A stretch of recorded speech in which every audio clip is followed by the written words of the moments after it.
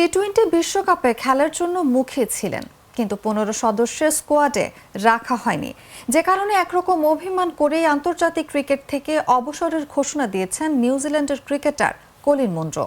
2020 সালের পর নিউজিল্যান্ডের হয়ে কোনো আন্তর্জাতিক ম্যাচ খেলেননি মুনরো, তবে বিশ্বকাপকে সামনে রেখে তার সঙ্গে আলোচনায় বসেছিলেন নির্বাচকরা, এমনটি জানিয়েছেন কিউই কোচ গ্যারি স্টেড। তবে শেষ পর্যন্ত আর দলে জায়গা হয়নি মুনরোর। অবসর নিয়ে মুনরো বলেন, ব্ল্যাক ক্যাপসের হয়ে খেলা সবসময় আমার ক্যারিয়ারে সবচেয়ে বড় অর্জন। আমি সেই জার্সিটি পরার চেয়ে অন্য কোনো কিছুতে বেশি গর্বিত বোধ করিনি।